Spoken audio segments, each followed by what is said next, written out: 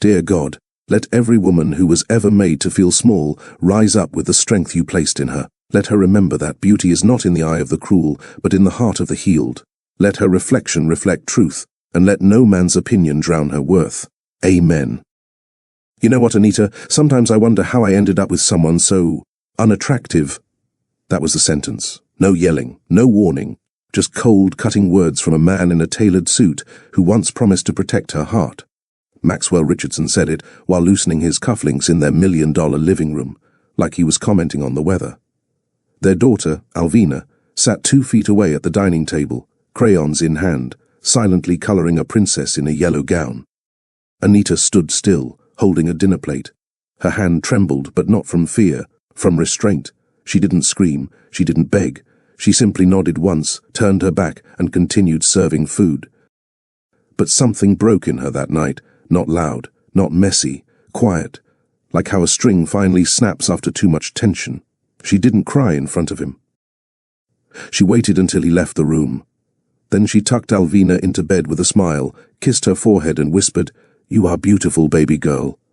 Only then, behind a locked bathroom door with the faucet running, did she let the tears fall. Have you ever loved someone so much that you started shrinking yourself to fit into the shape they preferred? Have you ever stayed quiet just to keep peace? Worn what they liked, laughed smaller, spoke less, tried harder, all while wondering, when did I stop being enough? Anita didn't wake up one day and stop loving herself. It happened little by little, between soft insults and absent compliments, holiday photos, and whispers in public. It happened while she made sure the house was spotless, while she prayed, but it never did. A month after the insult that shattered her peace, Maxwell Richardson sat alone in his downtown office. The skyline twinkled through the floor-to-ceiling windows, but nothing could distract him from what stared back at him from the glossy magazine cover on his desk. There she was. Anita, not in sweatpants, not wiping spaghetti sauce off the kitchen counter, not chasing after Alvina with hair rollers in. No, this Anita was radiant. She stood in a gold satin gown that shimmered like it had been kissed by morning sun. Her posture, poised, confident, shoulders back, chin lifted, lips relaxed in a soft, unbothered smile, and her eyes, those eyes no longer searched for approval. Across the cover, bold white letters read, "The woman who broke free, America's most beautiful model, speaks on self-worth." Maxwell's breath caught in his throat. There were dozens of copies at the corner store. Social media was flooded with her interviews, runway clips, and heart-stirring quotes. People, especially women, were calling her a voice of grace, a face of strength, a reminder that you don't have to beg to be beautiful. He reached for his phone. Called. No answer. He drove to her mother's house, where she now lived. No one came to the door. He sent long emails, full of apologies and weak rewinds, saying things like, "I didn't know what I had." But Anita didn't reply, because the version of her he once knew no longer existed. She had outgrown his insults, his silence, his low standards. This wasn't revenge. It wasn't pettiness. It was redemption in its purest form, the kind that doesn't need to scream, the kind that walks into a room and silences the air. Anita didn't get even. She got better, and better became unstoppable. Her face graced billboards in Times Square.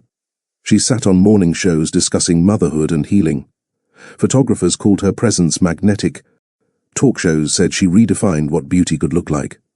All the while, Anita never once mentioned Maxwell's name, because some people aren't worth the space in your victory. It's one thing to forgive someone for hurting you. It's another to forgive someone who tried to erase you.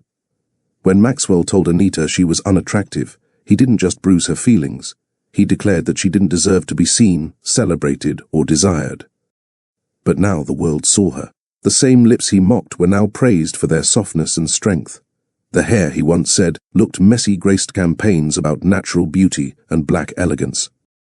The skin he ignored was now the very glow companies wanted to put on billboards. And the woman he dismissed? She didn't just move on. She rose, she built, she became. So now the question isn't, why didn't he love her?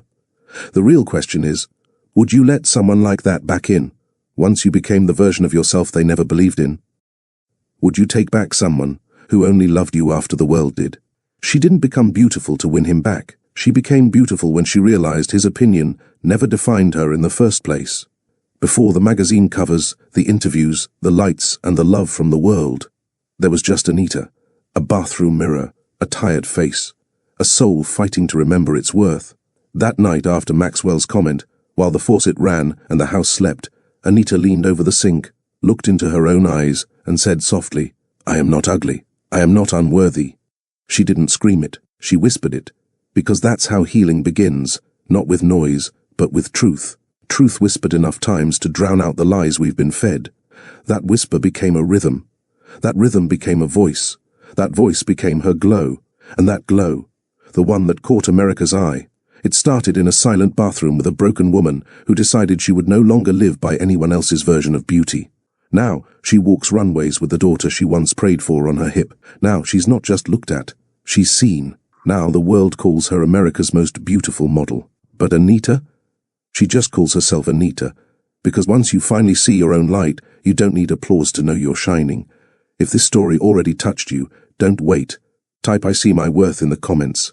Share this with someone who needs strength, and if you're not subscribed to Mr. Victor's Storytime yet, what are you waiting for? Let's grow through what we go through, together, before the lights, before the heartbreak, before the whispers in the mirror. There was Southside Chicago. Anita Richardson grew up on West 47th Street, where the sidewalks told stories and every front porch was a stage. Life in her neighborhood pulsed with rhythm and ritual. Summer block parties turned into dance-offs. Sundays were sacred, reserved for gospel choirs, family dinners, and warm slices of peach cobbler that melted in your mouth before your thoughts could catch up. Her mother, Etta, was the soul of the block. A nurse by trade and a prayer warrior by nature, Etta had a voice that could hush a room and hands that healed more than cuts and bruises. Her father, Leroy, was a school janitor who taught Anita that dignity wasn't about what you wore, it was about how you carried your name. Anita was the quiet one in the family. Not invisible, just peaceful. While other kids scrambled for attention, she preferred helping the younger ones braid their doll's hair or sitting beside her grandma on the porch, shelling peas and listening to old love songs on the radio. She had a calming presence that made people soften around her without knowing why. Her childhood smelled like hot combs and pink lotion, sounded like jazz riffs sneaking out of open windows, felt like warmth, pure, grounding warmth.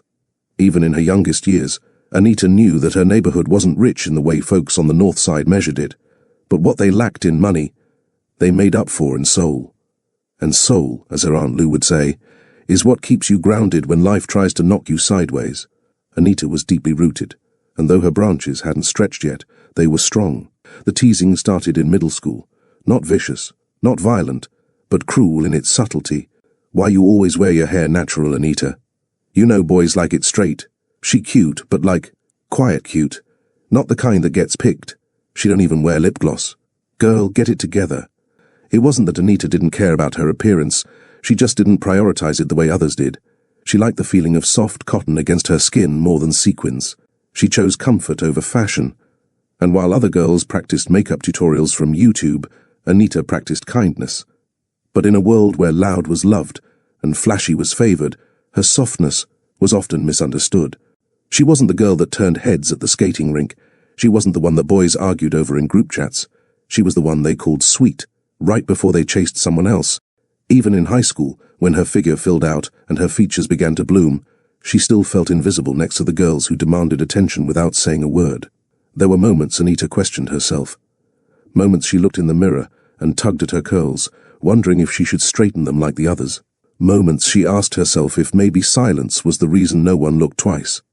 But every time that doubt crept in, her mother would say, "God didn't make you to be seen like everybody else. You're not a firework, baby. You're a sunrise, soft, steady, and unforgettable once you appear." Still, it was hard not to notice how often she was passed over, not just by boys, but by teachers, mentors, and even other girls who saw no need to include her in their circles. Beauty in Anita's world seemed reserved for the bold, the loud, the trendy. And Anita? She was just kind. But kindness doesn't trend, it doesn't go viral, it doesn't sell, or so she thought. It started in the mirror, years before Maxwell, years before the covers, the lights, the cameras. Anita would stand quietly in the hallway of her childhood home, just outside the bathroom after her mom finished doing her hair. And when no one was watching, she'd lean in, tilt her head, and whisper, "One day, you're going to see more than what people say about you." It was her own private rebellion. She wasn't trying to be famous. She wasn't asking to be envied. That whisper became her shield on hard days. It became a balm on the days when the world told her she was too soft, too plain, too quiet, too nothing special. She never said it out loud to anyone, not even her mom. But that whisper lived in her, and the older she got, the more it grew. She carried it like a tucked-in prayer in her pocket, never flaunted, but never forgotten. By the time Anita turned 21, she was working as a teaching assistant at the local elementary school. She braided her students' hair before picture day, brought extra snacks in case a child didn't have lunch, stayed after class to help them with reading. No spotlight, no reward, just quiet service. Her friends were moving away, getting corporate jobs, living in glassy apartments, taking selfies on rooftops with cocktails in hand. Anita didn't envy them, but she often wondered if her life had sparkle. Not glamour, just meaning. She still lived with her mother, still prayed every night, still went to choir practice on Wednesdays, still wore her grandmother's earrings to church because they made her feel rooted. And still, every few nights, she'd catch herself in the mirror after brushing her teeth. The lights dim, her face bare, no filters, no praise, just her. And still, she whispered, one day you're going to see more than what people say about you. She didn't know that the world would eventually echo her words back to her. Didn't know that one day people would stare in awe at the same face others had overlooked. Didn't know that her quiet rebellion would bloom into a revolution of self-worth. But that's the thing about seeds. They grow even in silence. The first time Anita met Maxwell Richardson, she wasn't dressed to impress. She wasn't wearing designer heels or a sparkly gown. She wasn't attending the event as a guest either. She was there to serve. A prestigious charity event was being hosted by the Richardson family in northern Chicago, an elegant ballroom filled with chandeliers, white roses and polished floors that reflected wealth from every angle. It was a world far from West 47th Street, where Anita grew up. Anita had volunteered through her church group. The program needed people to help set tables, guide guests, entertain children, and keep things running smoothly. Anita always liked helping where she was needed. It made her feel like her kindness had a place in the world. She wore a simple lavender blouse, soft curls pulled back, and subtle lip balm. Nothing extravagant, just neat and warm. The moment she stepped inside, she felt eyes glancing past her, not at her. Guests arrived in shimmering gowns and tailored tuxes, moving like they owned every inch of the space. But Anita focused on her work. She arranged children's activity corners, refilled water pitchers, and greeted arriving families with a smile that softened even the most impatient face. It was during one of those moments, kneeling down to hand a balloon to a shy little boy, that she felt someone watching her. When she looked up, Maxwell stood a few steps away. At that time, he was 31, clean-shaven, sharply dressed in a charcoal suit that fit as if crafted specifically for him. His posture carried confidence without arrogance, and his eyes held the kind of curiosity Anita wasn't used to receiving from men in that world. He didn't look at her like she was part of the staff. He looked at her like she mattered. "You're really good with kids," he said, approaching her with a calm tone. Anita stood, smoothing her blouse. "I just try to make them feel comfortable. Crowded places can be overwhelming." "That's rare," Maxwell replied. "Most people here are focused on photos and networking. You're focused on people." Anita smiled shyly. She wasn't used to compliments from complete strangers, especially not from someone from a world so far from hers. "I just like helping. That's all." Maxwell extended a hand. "I'm Maxwell Richardson." She hesitated. Not because she was intimidated, but because she didn't want to assume his attention meant anything. Still, she shook his hand lightly. "Anita," she said softly. "Anita Richardson." His eyebrow lifted slightly. "Richardson, that's my last name too. Maybe we're distant cousins." Anita laughed, a quiet, warm laugh. "Maybe, though I doubt it." He lingered for a moment longer than necessary. Not in a romantic way, just intrigued. Throughout the evening, Maxwell found himself drifting toward the corners where Anita helped the children or assisted elderly guests. He watched the way she kneeled to tie a young girl. She gently wiped a toddler's face with a napkin, while humming softly. How she placed a comforting hand on an older woman's shoulder when she looked tired. Maxwell came from a world that celebrated loud achievements, money, image, influence. But Anita represented something he didn't encounter in his daily life. A quiet, genuine heart. At one point, his mother approached him. "Maxwell, darling, please greet the board members. Stop walking around like you're searching for something." He wasn't searching, he had found something, but he didn't tell her that. Later in the night, while Anita was stacking plastic cups, Maxwell approached her again. "Can I help?" he asked. She blinked, caught off guard. You? You're a guest. You don't have to. I want to, he said, rolling up his sleeves. They stacked cups together at the corner table, while wealthy guests mingled under chandeliers. It was the first time Anita saw Maxwell up close, not as one of the rich people in suits, but as a man with soft edges and an almost shy smile. What do you do? She asked gently. I manage part of my family's firm, he said. Investments mostly. It's a lot. You look like someone who works too much, she replied without thinking. He chuckled. Maybe I do. What about you? I work at an elementary school, she said. Teaching assistant. That explains your patience, he replied with admiration in his voice. Anita felt heat rise to her cheeks. She wasn't used to being looked at like that. Like her kindness was a valuable trait and not something people took for granted. That night ended with Maxwell offering to walk her to the volunteer exit. Anita declined politely. She didn't want assumptions or scandal, especially in a place where whispers spread fast. But Maxwell wasn't discouraged. He simply said, If you don't mind, I'd like to see you again. Anita paused. This wasn't a boy from her neighborhood. This wasn't someone pretending to be impressed. This was a man from a world she'd never imagined touching her life. Maybe, she answered softly. If it's meant to be. He smiled like he'd just won something no one else in the room knew existed. And that was the moment, the exact moment, when Anita Richardson's gentle world brushed against Maxwell Richardson's polished one. It wouldn't be the last time. Maxwell didn't waste time. Within a week, he texted Anita asking if she'd like to join him for dinner, not at a flashy restaurant, nothing overwhelming, but at a quiet Italian spot with candlelit tables and warm bread that melted the moment it touched your tongue. Anita hesitated before agreeing. Her world was simple: church, school, home. Maxwell's world? She had no idea how to navigate it. She wore a knee-length black dress, simple earrings, and a pair of flats her mother polished the night before. When Maxwell arrived to pick her up, he stepped out of a sleek midnight blue sedan that looked cleaner than the windows at her school. You look beautiful, he said sincerely. Thank you. I wasn't sure what to wear. You wore yourself, he answered. That's more than enough. The restaurant sat on the north side, surrounded by designer stores and high-rise condos. Maxwell's reservation was under his family's name. No last-minute waiting, no handwritten notes. The host greeted him with familiarity, something Anita wasn't used to. At dinner, Maxwell talked about how overwhelming his work could be, how he often felt pressured to maintain appearances, and how people in his circle didn't always show who they really were. I like that you're real, he told her. You don't pretend. She wasn't sure what to say to that. Over the next few weeks, Maxwell introduced her to pieces of his world: a private art gallery showing, a business dinner, a rooftop lounge where executives talked deals instead of dreams. Every time, Anita felt like she had to adjust her breathing. His friends drove expensive cars with engines that hummed loudly. His colleagues wore watches that cost more than her yearly salary. His family's social circle was filled with polished, confident women who looked at Anita with curiosity, but not unkindness, just confusion. She was soft where they were sharp, humble where they were bold, quiet where they were outspoken.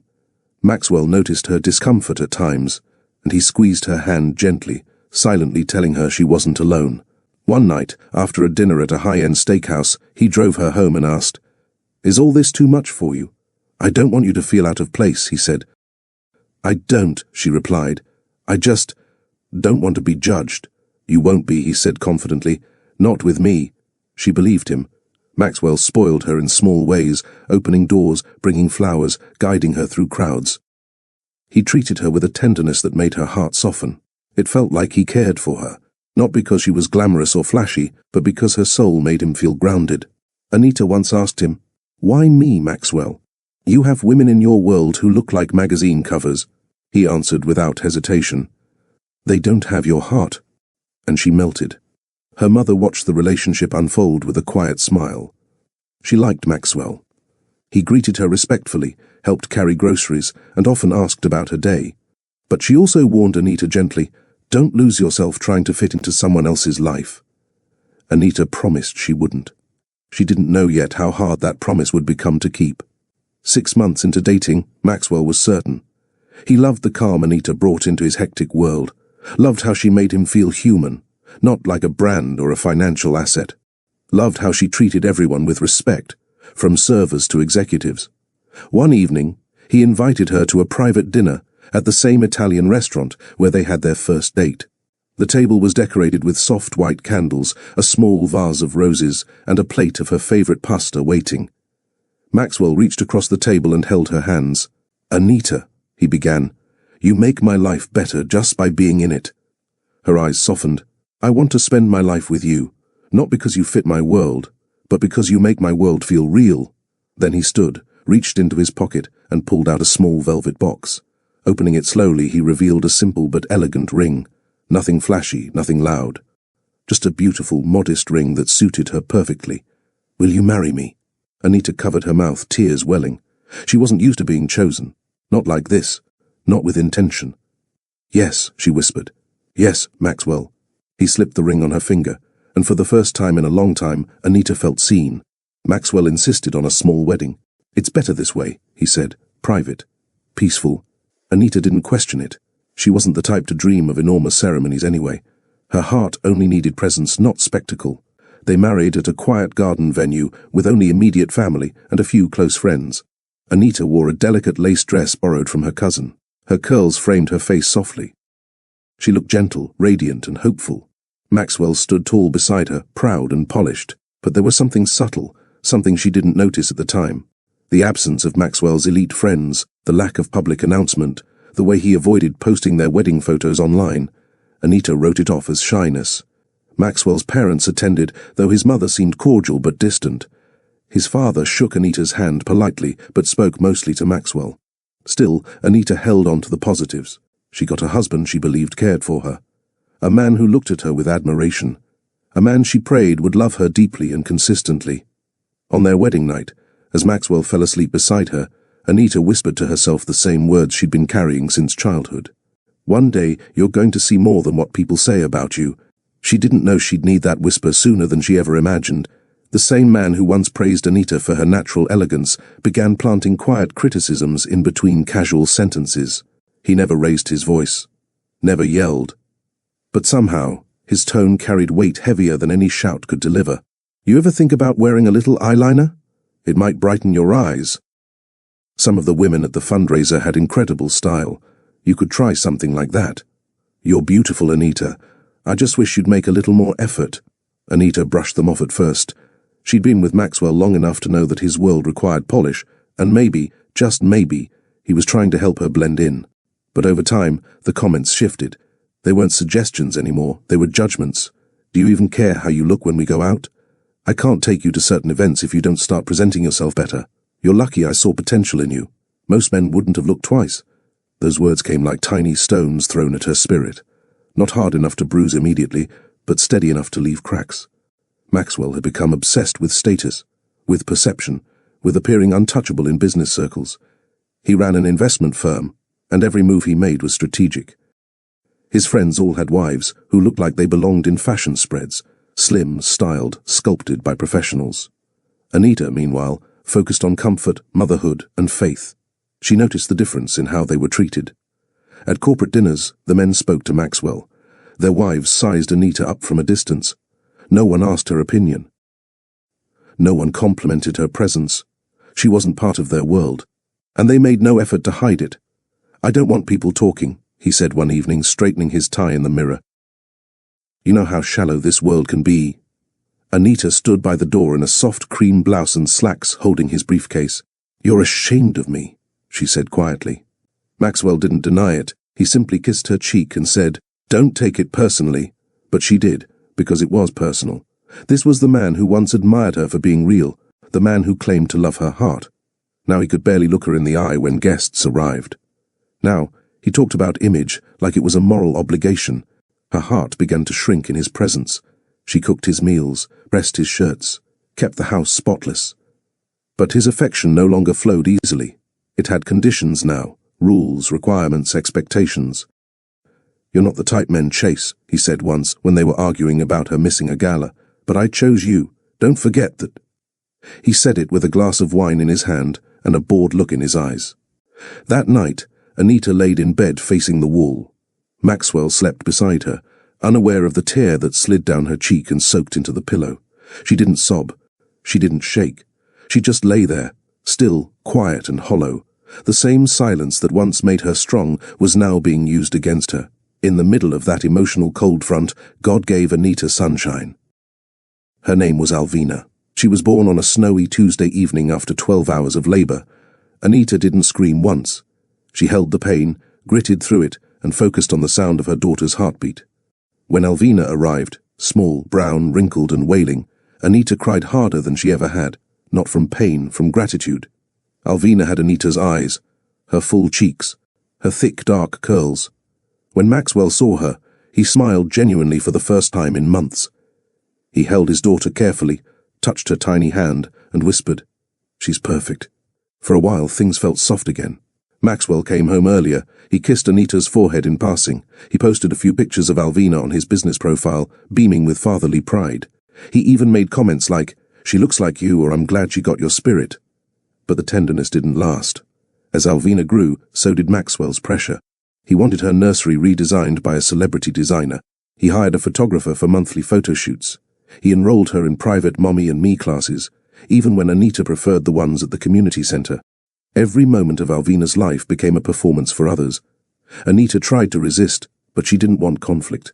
She wanted peace for her child. She wanted Maxwell to stay invested. So she smiled in the photos. She played along. But deep down, her spirit grew heavier. Motherhood grounded Anita. It gave her purpose beyond pleasing Maxwell.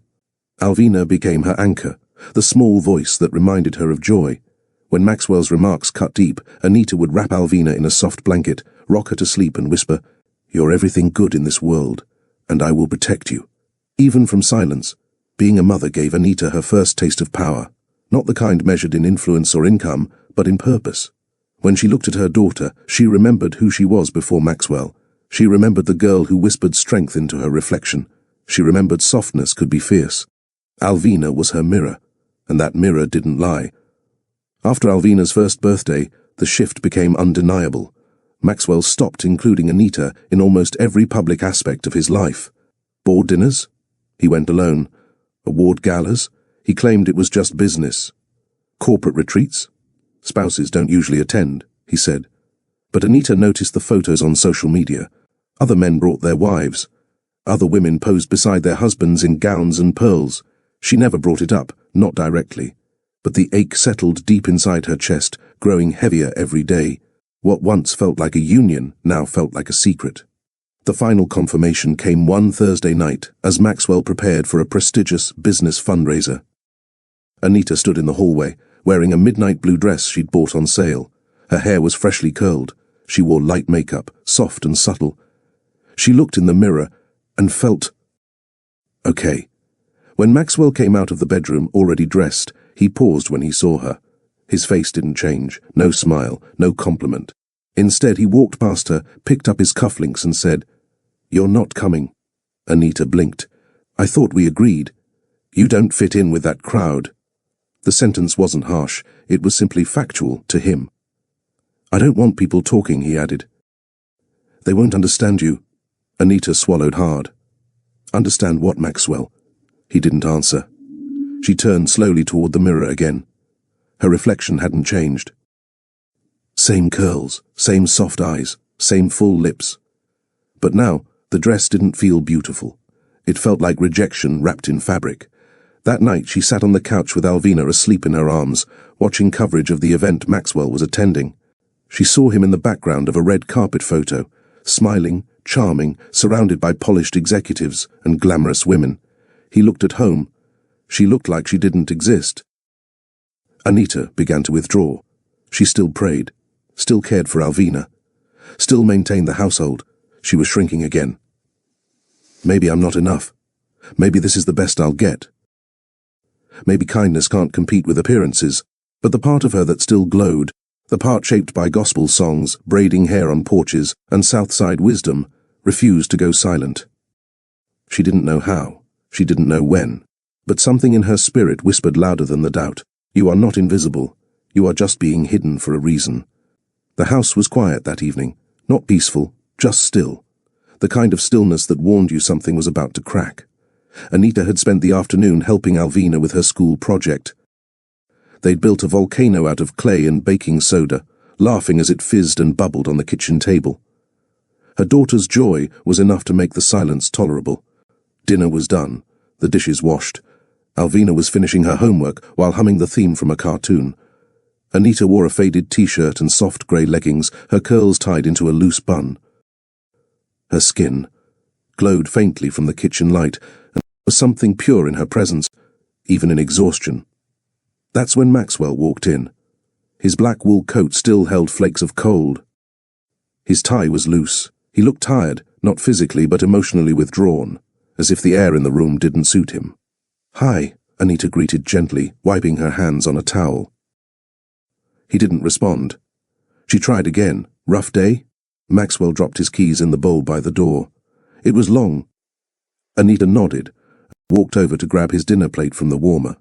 "I made rosemary chicken and mashed potatoes. You haven't eaten all day, have you?" He didn't make eye contact. As she set the plate on the table, Alvina called from the other side of the room. "Daddy, want to see my volcano?" Maxwell glanced at her briefly and smiled, distracted. "Later, baby. Let Daddy eat."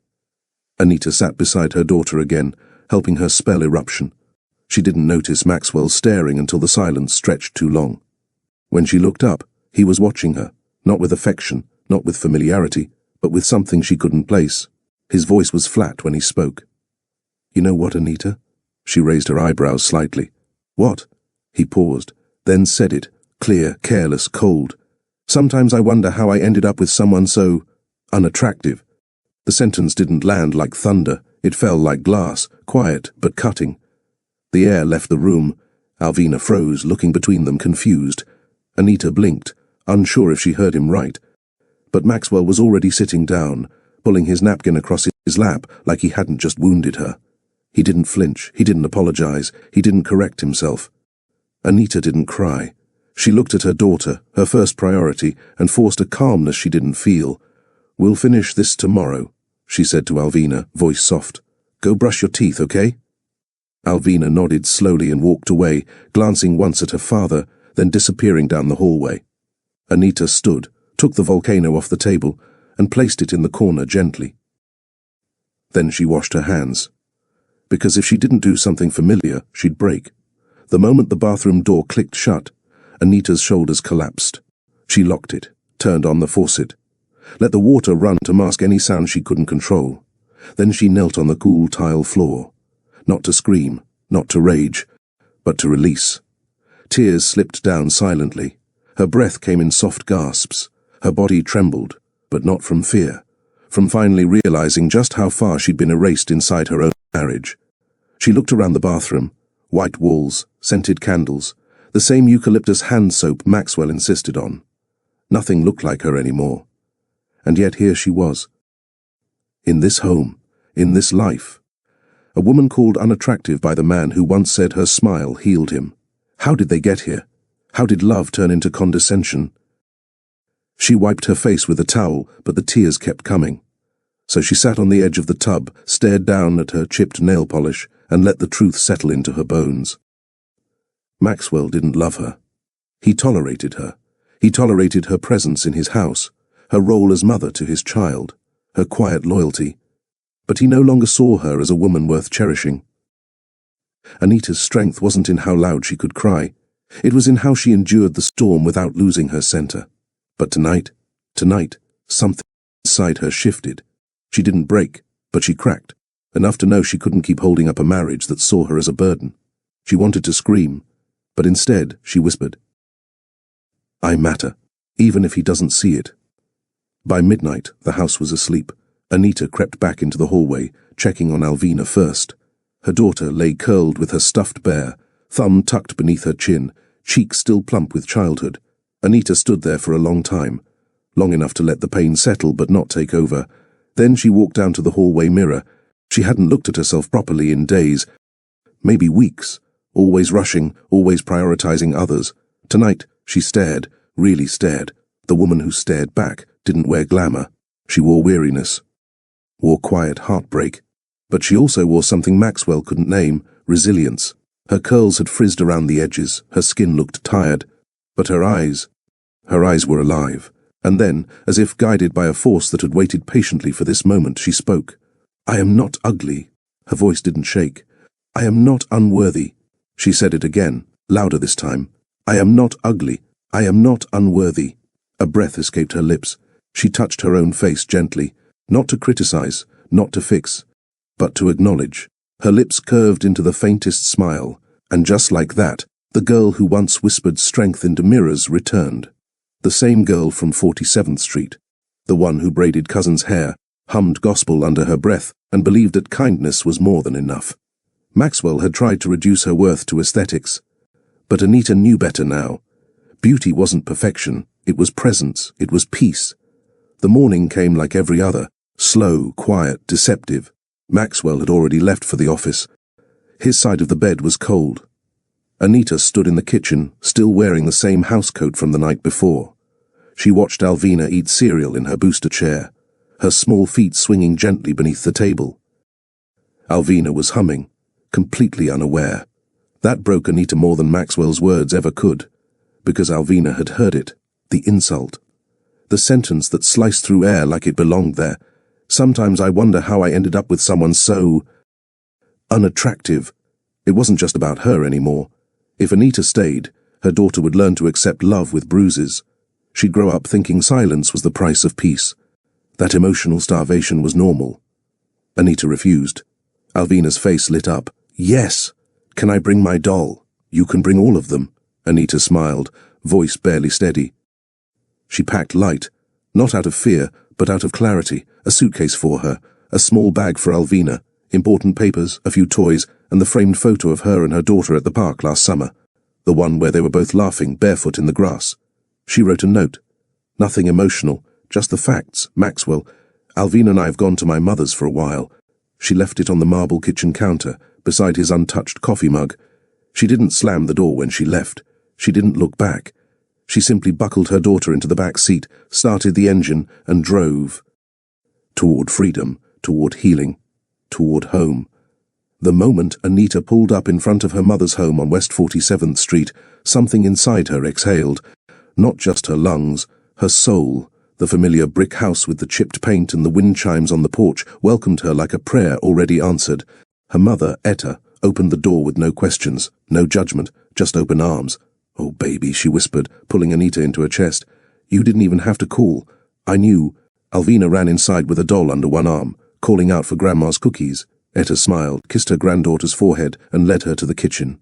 Anita stood in the doorway for a moment, still, silent. Then the tears came, not because she was sad, because she was safe. That night, Anita slept in her childhood bedroom. The same pink curtains from high school still hung, the same gospel records stacked neatly on the shelf, the same nightstand with the chipped corner. It was like time had paused, just to give her space to restart. The next morning, gospel music played from the living room as her mother cooked breakfast. Smells of fried apples and buttered biscuits wrapped the house in comfort. Etta placed a plate in front of Anita and said, Eat. Heal later. The days that followed were quiet, soft, sacred. Church sisters stopped by with casseroles and prayers. Neighbors waved from porches and said, We missed you, baby. Her Uncle Ray dropped off puzzles for Alvina and said, You back where love lives. Anita spent her mornings walking around the block with her daughter, afternoons helping her mom with laundry, evenings journaling quietly with the Bible open beside her, and for the first time in years she looked in the mirror without flinching, not because the pain was gone, but because she was no longer pretending it didn't exist. 2 weeks into her stay, Anita heard a knock on her door one Saturday morning. She opened it to find her cousin Tamara, bold, talkative, and dressed in bright orange leggings, with hoop earrings the size of saucers. Girl, Tamara said, stepping inside without waiting. Get dressed. We're going somewhere. Anita blinked. Where? You'll see. Don't worry. You're going to thank me. 15 minutes later, Anita found herself in a small art studio downtown. Exposed brick walls, tall mirrors, and a group of women ranging in age and background practicing runway walks. A banner on the wall read, Grace and Pose Modeling Workshop, Confidence, Elegance, Sisterhood. Tamara nudged her. You belong here. Anita chuckled. You're crazy. I don't model. A man with dreadlocks and glasses approached, clipboard in hand. You knew? Anita looked around. Sort of. Just visiting. He stared at her, thoughtful. Your bone structure is stunning, and there's something soft but strong about you. You ever done this before? She shook her head. Good. That means you haven't been taught to fake it. Stay. Walk with us. Anita hesitated. Tamara folded her arms.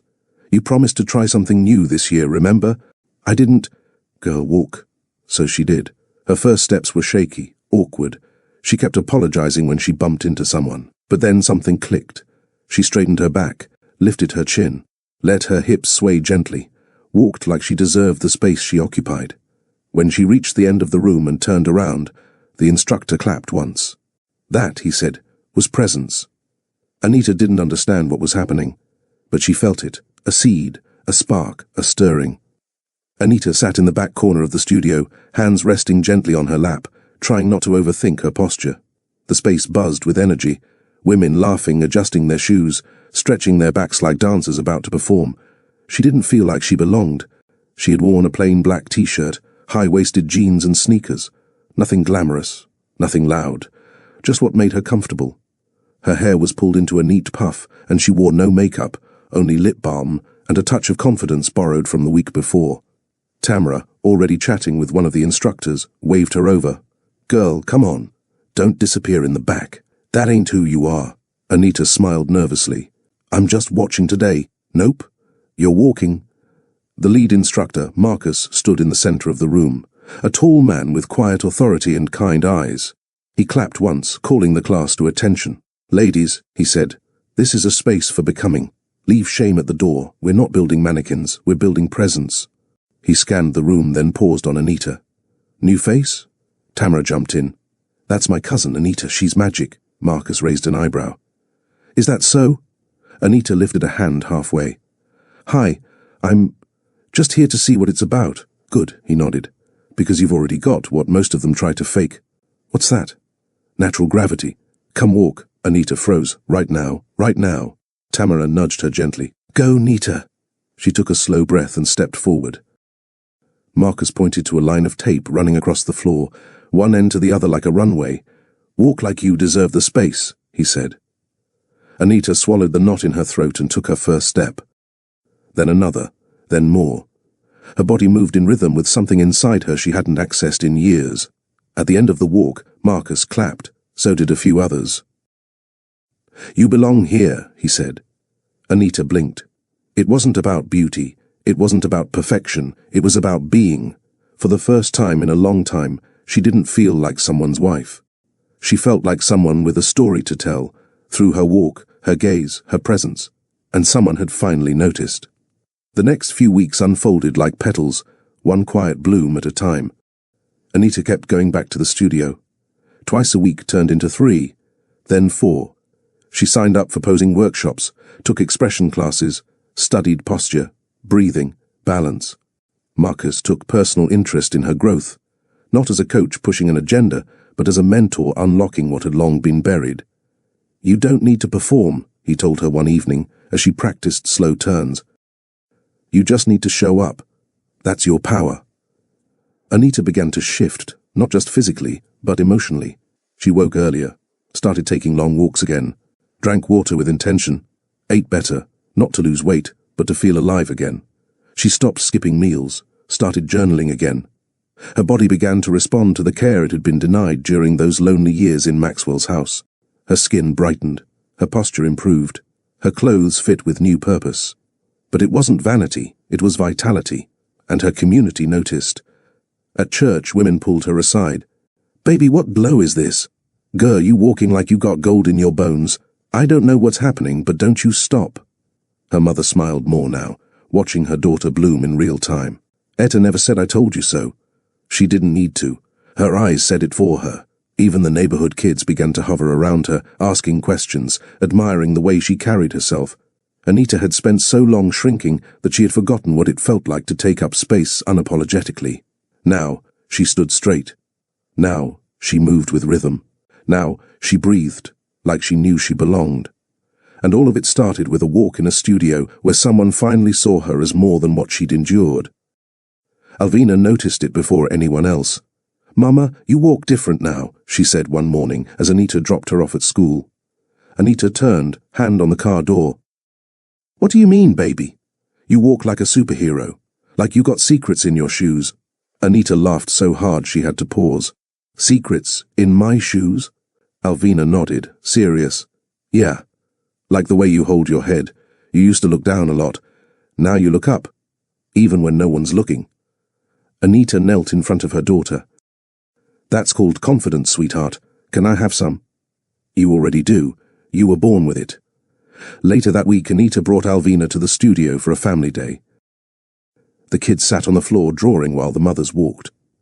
When Anita stepped onto the runway line, Alvina whispered to the girl beside her, "That's my mom. She's going to be on TV one day." As Anita walked, the room faded away. There were no cameras, no audience, just her and the voice inside her, the one that had once whispered survival. Now it sang strength.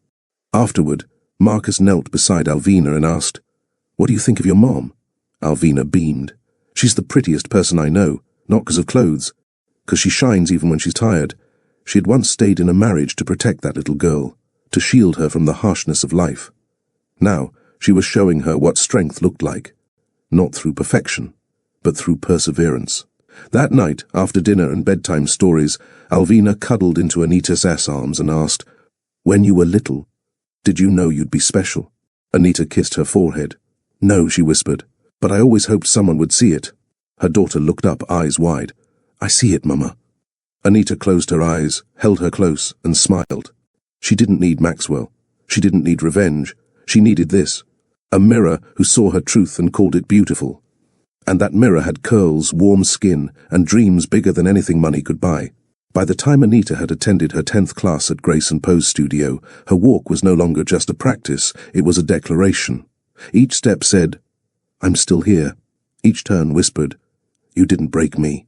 One Thursday afternoon, while finishing up a group session, she walked the center of the room with a calm fierceness that made even the instructor pause mid-note. A man sitting quietly in the back row, dressed in black with a notepad resting on his lap, leaned forward. He didn't clap when the session ended. He simply approached Marcus at the front and gestured toward Anita. "Who is she?" the man asked. Marcus glanced at Anita, who was toweling sweat from her brow. "Her name's Anita Richardson. She's new, but she's one of the realest women to ever step in this space. Has she signed anywhere?" "No. I want to speak with her." Gently, Marcus raised a brow. "She's not desperate, and she's not here for ego." "I know. That's why I'm interested." The man's name was Darren Clive. He worked as a regional scout for a global modeling agency based out of New York, but had Chicago roots. He was visiting home for family reasons and decided to check out a few local workshops on instinct. When he approached Anita, he didn't lead with flattery. "Miss Richardson," he said, "I hope this doesn't catch you off guard." Anita looked up, wiping the side of her neck with her towel. "I'm a scout. I've been watching the session. You have a presence that can't be taught. Have you ever considered modeling professionally?" Anita blinked. I'm just a mom. I just started doing this for my own healing." "That's exactly what makes you rare," Darren replied. "You're not trying, you're being. That's what people connect to." She laughed softly. "I'm not what the world usually looks for." "Maybe that's the problem with the world." Darren handed her a card. "No pressure. Just come in and meet the team. You have something. And I think it's time more people saw it." Anita held the card like it was breakable. For a moment, she saw herself as Maxwell once did. Not enough, not polished, not worthy of standing beside men like him. But that version of her was fading fast.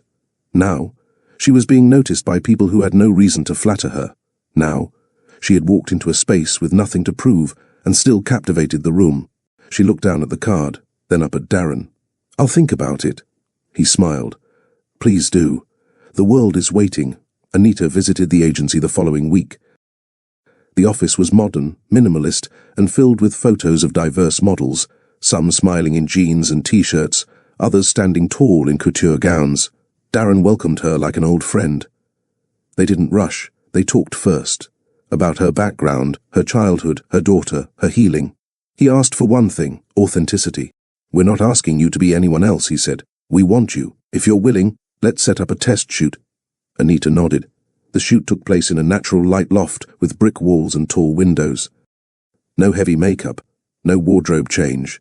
Just Anita in a simple cream top, her curls free, barefoot, standing in the center of soft shadows.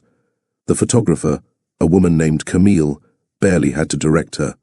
"Close your eyes," Camille said softly. "Think about the version of you that got left behind. Now, open them." Anita opened her eyes and stared straight into the lens. Click. Camille lowered the camera slowly. That was everything.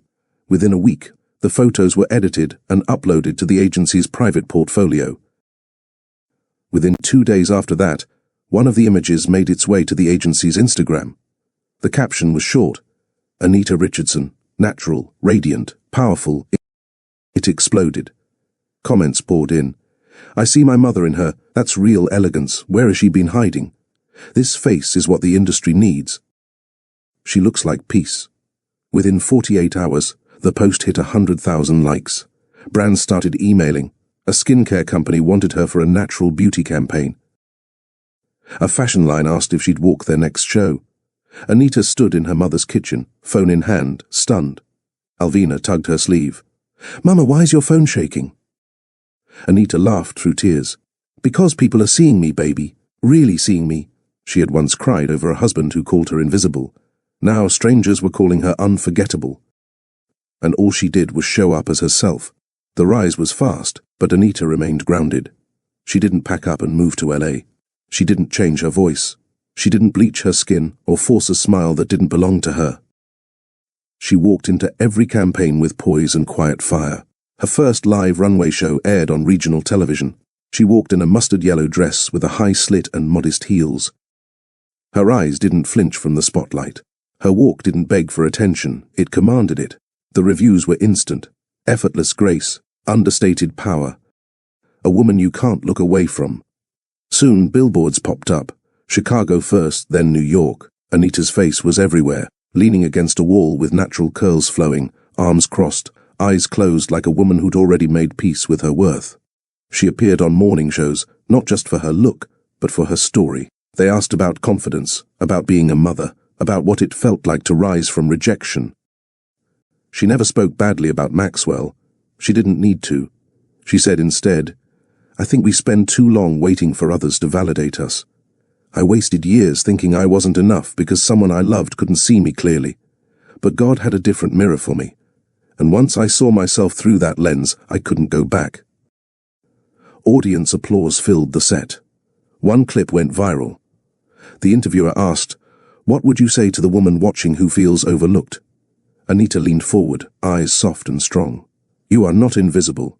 You are just undiscovered. Keep showing up. Because your light doesn't need permission to shine." That quote was printed on t-shirts, journals, and digital artwork across platforms. Anita wasn't just modeling. She was ministering. And she hadn't even scratched the surface yet. The official announcement came on a quiet Thursday morning. Anita was folding laundry when her phone began buzzing non-stop. Missed calls, texts, tags, mentions. Her name was suddenly everywhere.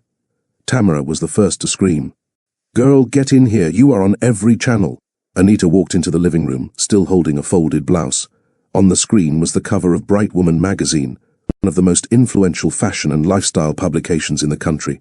Across the front, in bold letters, "America's most beautiful model, meet Anita Richardson, the grace that captivated the nation." The cover photo stunned even Anita. She stood tall in a gold silk gown. Her skin glowed like polished bronze. Her curls fell over one shoulder. She wasn't posing. She was standing in the full truth of her presence. No filter, no over-editing, no distraction. Just a woman who had returned to herself.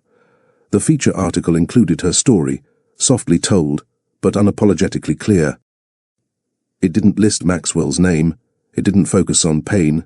It highlighted her becoming. She was quoted saying, "I used to think you had to earn worthiness, that someone had to choose you to validate your reflection. I don't think that way anymore." Social media erupted. People from all walks of life shared the cover. "This is the representation I needed at 16. Finally, a woman who reminds me of my mom, my sister, me. Soft, strong, sacred. She's all of it." Anita didn't cry. She sat in her mother's living room surrounded by her family and smiled as her daughter twirled in front of the TV saying, "That's my mama." The press didn't just celebrate Anita's look, they celebrated her message. TV shows invited her to speak, not about runway technique, but about resilience, motherhood, faith, and the power of rising without seeking revenge. One anchor said during an interview, "You're changing what the world thinks beauty looks like." Anita responded without flinching, "I'm not changing it. I'm reminding them." She spoke at colleges, on panels, at women's retreats. She became a quiet voice for those who had been shamed, silenced, and dismissed. And she did it without preaching. She simply showed up, told the truth, and glowed. Campaigns shifted. Brands began requesting natural looks, less editing, more essence. They wanted the Anita effect. She walked for a national brand wearing no makeup, just moisturizer, hoop earrings, and her natural hair out wide and soft. The campaign tagline? "This is enough." Anita started a mentorship circle for young girls in her community. She met with them weekly in a local rec center. Some were shy, some had been bullied, some were mothers too young, some were quiet, just like Anita had once been. She told them, "Your softness is not weakness, your beauty doesn't need loud, and your future is not tied to what someone failed to see in you." Alvina came to every session, and Anita never once let the cameras distract her from why she was doing this. She wasn't modeling anymore, she was mirroring. Showing girls what it looked like to stand in truth, in strength, in stillness. Maxwell sat alone in his downtown office, sipping lukewarm coffee, trying to stay ahead of a market report, when one of his senior managers entered with a magazine. "Have you seen this?" He tossed it on the desk. Maxwell glanced down, then froze. There she was, Anita, not in sweatpants, not fixing homework at the kitchen table, not washing dishes at night while he scrolled through emails, but on the cover of a national magazine, looking like a woman he never deserved. He swallowed hard. His hands gripped the edge of the desk. The headline hit him again. America's Most Beautiful Model. It wasn't just the title, it was the poise. The calm in her eyes. The elegance in her presence. The glow that didn't just illuminate her skin, it shamed every dismissive word he had ever spoken. He turned the page, read quotes he didn't recognize. He had spent years telling her she didn't belong. Now, the entire nation was embracing her. Maxwell left work early, drove to her mother's house, parked outside, didn't knock, just sat, watched the windows, hoped, prayed, but the door never opened. He emailed, he texted, he even left a voicemail, a voice he hadn't used in months, one that now trembled. "Anita, I was wrong. I didn't see you. I didn't protect you. I should have cherished you. Please, can we talk?" She never replied. Because her silence now had value, her glow, untouchable. Maxwell hadn't slept in days. The image of Anita's face, bold, radiant, gracing the covers of every magazine in sight haunted him like a ghost he could never outrun.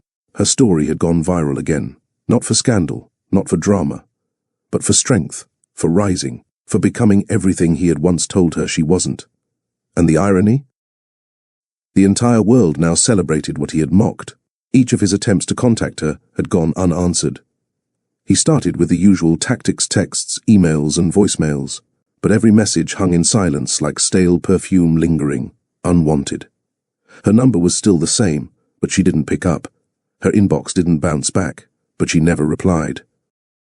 Her assistant, when finally reached, offered a firm but courteous statement. "Ms. Richardson is not available to receive personal messages from Mr. Richardson. Please direct further inquiries to her legal representative." Even that, Ms. Richardson, was a declaration. She had taken her name back and rebuilt its meaning. Maxwell tried to go through her mother, only to be met with a locked gate and a neighbor who said flatly, "You've done enough damage. Leave her alone." He sat in his car for hours outside her old neighborhood, watching children play on the street where Anita used to skip rope. The same block where he'd first fallen in love with her simplicity, her sincerity. Now it mocked him. He couldn't believe how far she'd come, and how far he'd fallen. His firm was now under federal investigation. Shareholders were bailing. Sponsors were pulling out. The board whispered about removing him altogether. But none of it stung more than Anita's silence, and that silence said more than any word she could have spoken. The invitation-only New York Fashion Week show was electric.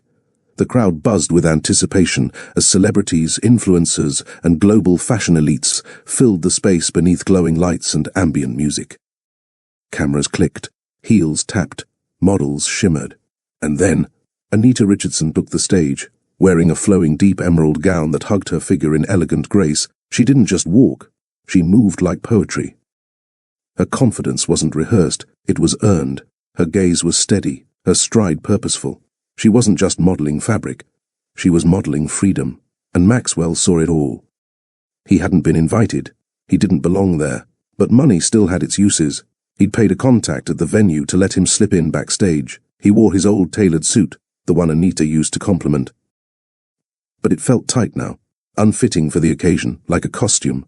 He spotted her just as she exited the runway and entered the backstage dressing area, surrounded by stylists, makeup artists, and her manager. She was laughing, not politely, not cautiously, full, joyful laughter. For a second he froze. It was the same laughter that had once drawn him in at that charity dinner years ago. Back when she'd been serving food, not serving looks. And now she was radiant, surrounded by admiration that had nothing to do with being Maxwell's wife. She was everything now that he had once failed to nurture.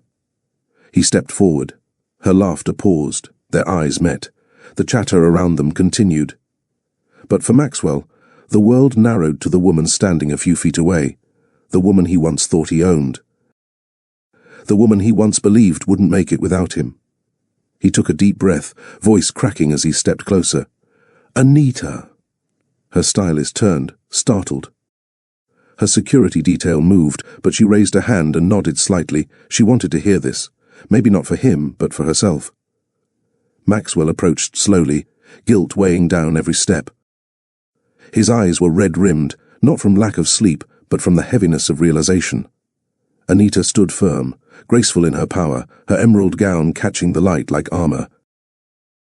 "Please," he said, voice hoarse. "I was wrong. I know it now. I should have seen you. All of you. You were always enough. More than enough." Anita didn't interrupt. She let him speak, because closure sometimes needs to be heard, even if it won't be accepted. "I didn't know how to love you the way you deserved," Maxwell continued. "But I've changed. I'm working on myself. I'm not asking to erase the past, just for a chance to—" She raised a hand again, this time to stop him. Silence. Then she stepped closer, not out of affection, but clarity. "Maxwell," she said gently, "you didn't break me. You bruised me, yes, but I healed." He swallowed hard, the weight of his regret finally settling in his chest. She looked at him fully, not with anger, not even pain, just truth. "You once said I was lucky you married me, but I was the lucky one. The moment I left—" He blinked, stunned, "because I found something you never gave me, peace. I found myself, and I realized I never needed your approval to shine. But Anita wasn't done." "I'm not bitter," she said softly. "I'm just finished. And sometimes that's more powerful than hate." She turned back to her team. The moment closed. Maxwell stood there stunned as her stylist offered her a mirror and her daughter Alvina ran up to hug her. "You were the prettiest one out there, Mommy." Alvina beamed. Anita knelt and kissed her forehead.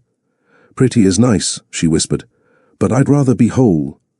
And in that moment, she wasn't just America's most beautiful model. She was every woman who had ever been doubted, now seen, now standing, now shining. The lights dimmed, the music faded, and as the final model exited the runway, the crowd erupted into thunderous applause, not for the ensemble, not for the designer, but for her. Anita Richardson. Her name was no longer whispered behind closed doors. It was announced, broadcast, celebrated. She had just closed the biggest fashion show of the season, gliding down the stage with her daughter Alvina standing at the end, arms wide open, camera bulbs flashing like a million affirmations. Anita didn't cry, she didn't tremble.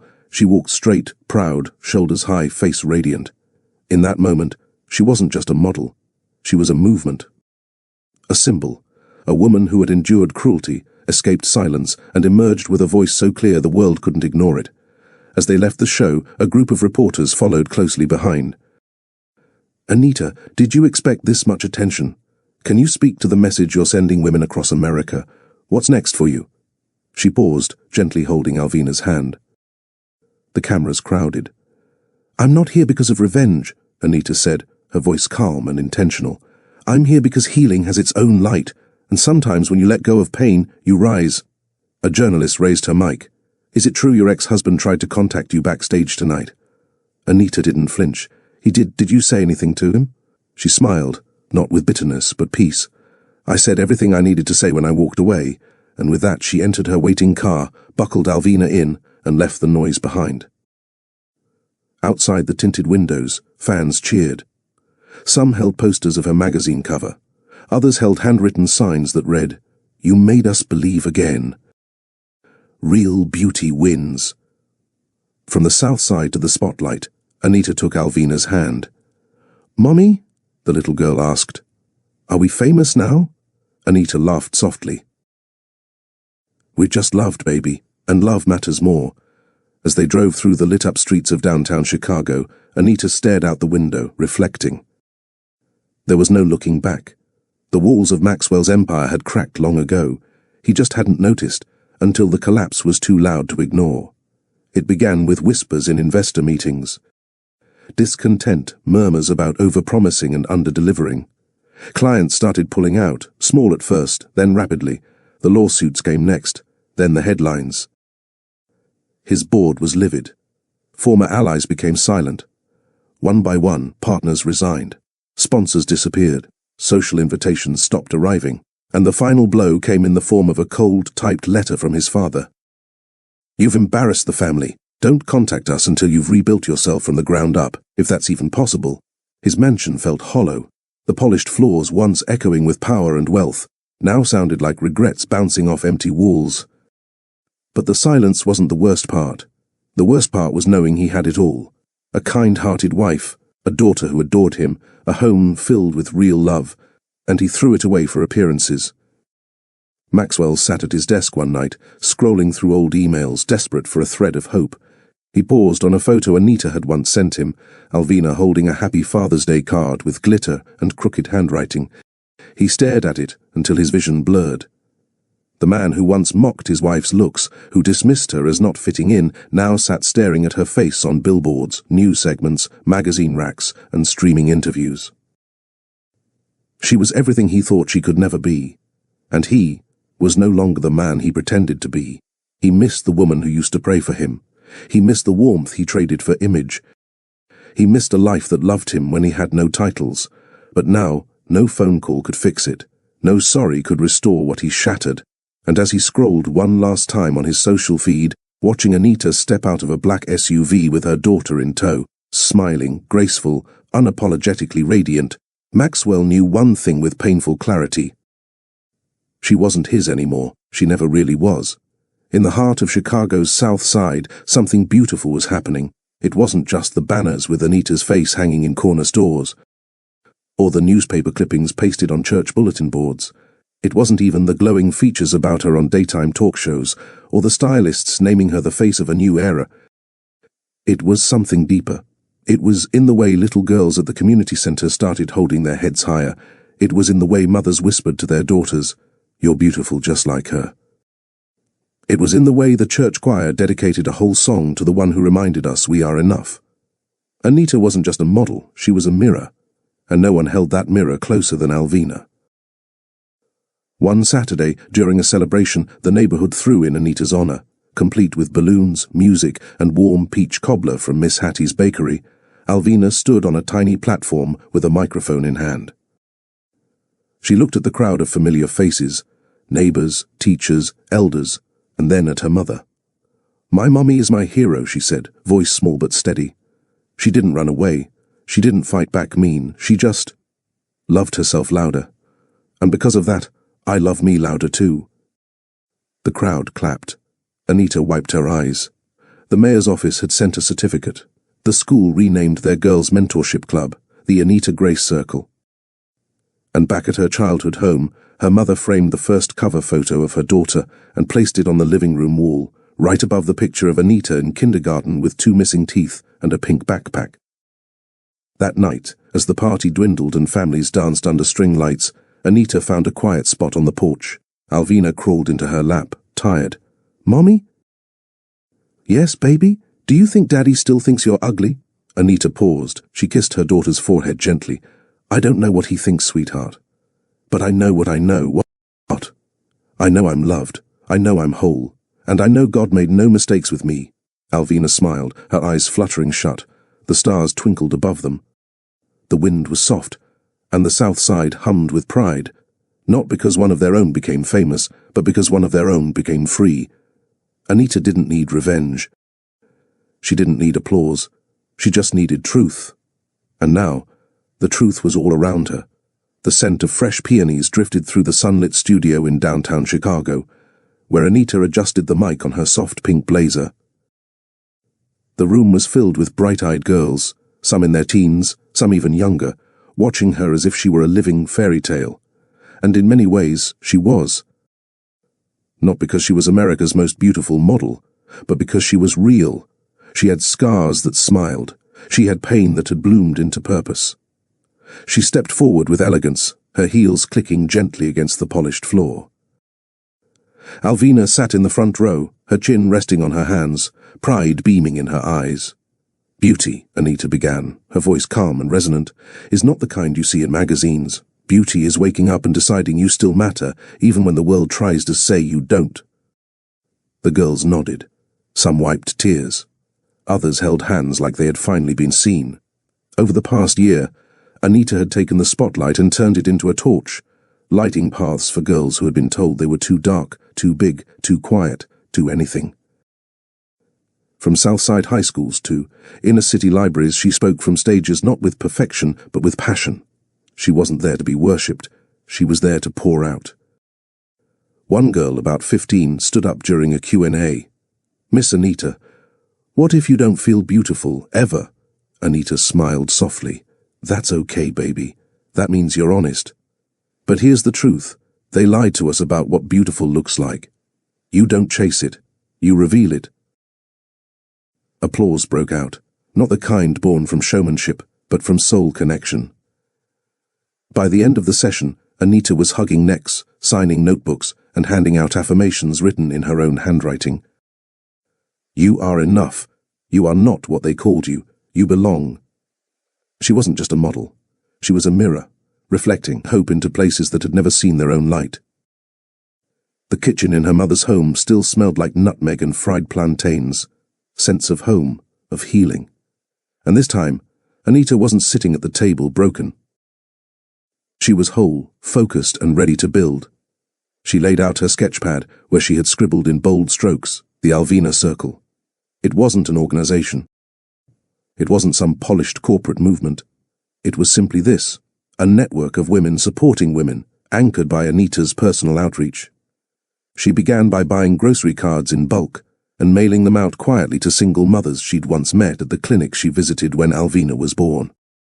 She offered free childcare hours every weekend at her old church hall. No banners, no logos, just help. And then came the clothing drives, starting with her own wardrobe. Designer shoes, coats from her first shoots, dresses she once couldn't afford to dream of. She gave them all away to women who were going on interviews, trying to restart, trying to be seen. In one small home on the south side, a mother of 3 held a soft navy dress in her hands and wept. "I haven't felt this human in a long time," she whispered on the phone. Anita didn't post about it. She didn't film it. This wasn't for followers. This was her way of saying, "I remember. I remember being the girl with cracked lips trying to stretch formula for another week. I remember folding shame into a stroller and pushing it past judging eyes." What began with 10 mothers soon became over 100 women connected by word of mouth. Anita spoke to each one, sometimes over tea, sometimes over text. No press releases, no campaigns, just love, organized and consistent. One evening, as she sat under her mother's porch light, Alvina curled up next to her and asked, "Mummy, why do they smile so much when you hug them?" Anita pulled her daughter closer. "Because they've gone too long without someone believing they mattered." And in that moment, under the glow of a single light bulb, her mission was clear: to love the forgotten, loudly, intentionally, and without apology. It was the first Sunday of spring, and the city was just beginning to thaw. Inside the old stone chapel where Anita had been baptized as a baby, voices lifted in harmony. The choir was singing "He Made a Way," and Anita stood near the back with her hands raised, eyes closed, not as a model, but as a woman washed clean. She had walked through fire, but she didn't smell like smoke. Her walk had changed. Her silence now carried power. Her laughter wasn't nervous. It was free. People approached her now with reverence, not because of her title, but because of her spirit. When a magazine crew came to profile her for a Mother's Day feature, the journalist asked, "What's your greatest achievement?" Anita glanced at Alvina playing near the garden. Surviving without bitterness. She didn't carry vengeance in her purse. She didn't rehearse comebacks in the mirror. She had moved beyond all that. Her glow wasn't from contour. It came from peace. The new Anita no longer second-guessed her worth when walking into elite rooms. She no longer shrank beside shiny people. She was the shine. At a red carpet event in New York, when asked who she was wearing, she laughed and replied, "Confidence. That's my favorite designer." Everywhere she went, she left the scent of resilience behind, like jasmine after a storm. Women followed her not just because she looked good, but because she had been through, and came out better, not bitter. But perhaps the most iconic moment of all came during a live interview on national television when the host said, "From rejected wife to runway queen, what would you say to Maxwell now if he were watching?" Anita looked into the camera, calm and regal. "Nothing. Some people don't need a response. My life is the reply," and the internet broke in applause. The soft rustle of morning light crept through Anita's bedroom window, landing gently across her quilted sheets. The air smelled faintly of vanilla and coconut from her bedside candle, a scent she'd grown fond of in recent years, one she lit during quiet moments to remind herself she was home, safe, and whole. She sat up slowly, not because of exhaustion, but because she no longer had to rush.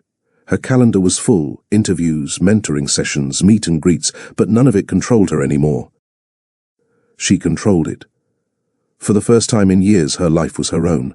Wrapped in a cream silk robe, she padded barefoot to the vanity across the room.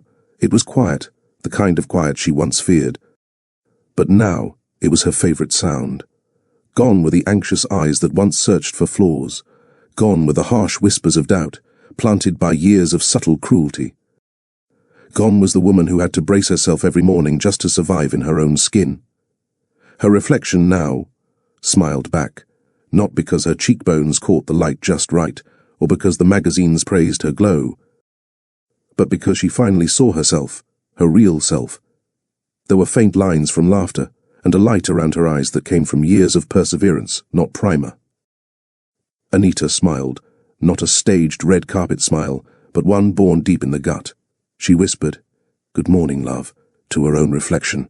You made it. She no longer waited for Maxwell to see her worth. She no longer craved his compliments, because she no longer needed them. Everything she ever needed, she now carried within her. A soft knock came at the door, followed by a small voice. "Mummy, can I come in?" Anita turned, smile lingering. "Of course, baby." Alvina stepped in, now 9, and always graceful in her own little way. She was holding a hairbrush and one of her mother's silk scarves. "I want to do your hair today," Alvina announced proudly. Anita chuckled. "You do? What's the occasion?" "No occasion," Alvina shrugged, hopping on the edge of the bed. "I just like when you let me. You look like a queen when your hair is down." Anita sat in front of her daughter, pulling the chair closer. "Well then, queen it is."